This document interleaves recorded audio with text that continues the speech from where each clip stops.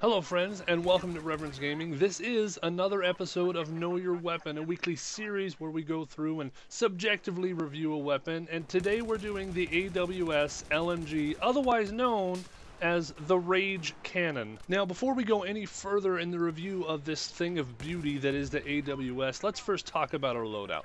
For our optic, we're using the Coyote Red Dot sight, and as all of you should know by now, we do this for one reason: consistency. Pick an optic, stick with it. It's good to be consistent. For our accessory, we're using the laser sight. Yet again, I have forgotten to equip the oh so beautiful green laser sight, so we are using the red laser sight. Inferior in every way except statistically. And for the barrel, we're actually using the heavy barrel today. Not very common, but sometimes very necessary. And for our underbarrel, we're using the angled grip.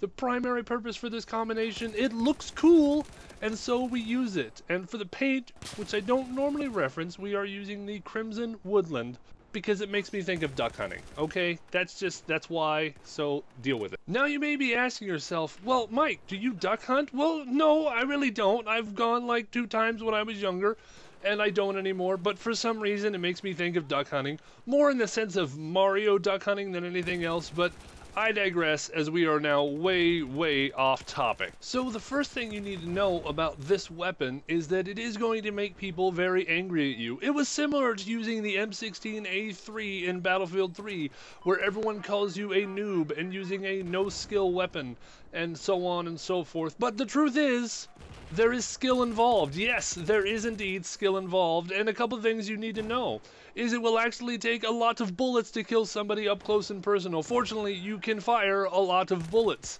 and at range, I will admit, it is far superior to many other weapons, inasmuch as, well, you point at them and you shoot and then usually they die, whereas opposed to other weapons where you point and shoot and then you slap yourself in the face and punch your monitor because bullets don't seem to do anything. The main advantage being I have 100 bullets, 100 bullets to shoot at you with. Okay, this means that despite the oh-so-poopy netcode, eventually a few of these 100 bullets will hit you and then you will die. So yes, we love LMGs. They are the best guns in Battlefield, primarily because of the lots and lots of bullets that you get to shoot at people with. Not to mention, they are the guns that do the most suppression to anybody, and they have higher damage than a lot of other weapons, so there's really not a whole lot of downside to using LMGs other than I don't get to have a med pack.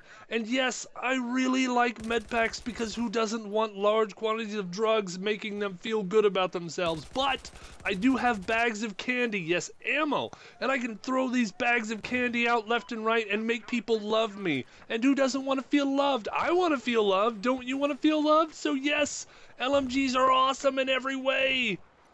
And again, we just got off topic, but anyway, I go back on topic to the AWS. Okay, so how do we want to use this thing of beauty, this magical hand cannon of rage?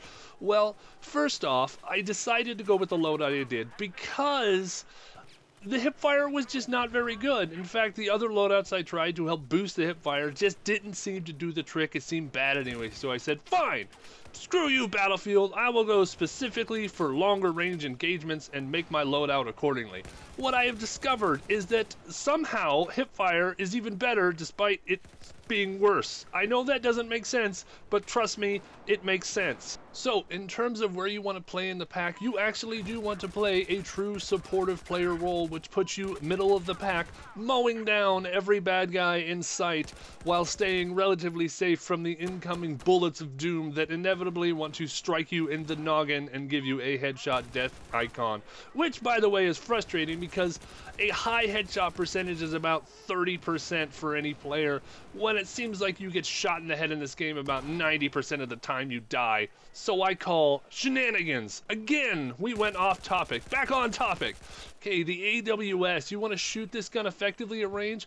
Bursting is magical. You can do even prolonged burst, 5 to 10 round burst, and you're going to be relatively accurate. But if you're feeling frisky, just drop the hammer and dump as many rounds as you possibly can at people, because you will suppress them. They will get optic sway, and they will not hit the broadside of a barn. It's magic. Now, if any unfortunate players on the other team manage to get through your unbelievable amount of bullets and get close to you where you have to engage with hip fire, you can A, tap fire and probably kill them with remarkable accuracy, giving your giant spread that you should have up close and personal, or you can simply hold down the trigger and dump 100 bullets in their, rough direction, and then they will die. There is really no significant downside to this weapon whatsoever. And that's pretty much all I have for you today in this slightly different, but hopefully you found entertaining version of the Know Your Weapon series. Well, if you did enjoy it, go ahead and hit that little thumbs up button on the side. You'll probably feel better about yourself. I know I will feel better about you. And as always, GG's. Now go shoot somebody directly in the face, and God bless. Oh, and drugs are bad. Don't do drugs.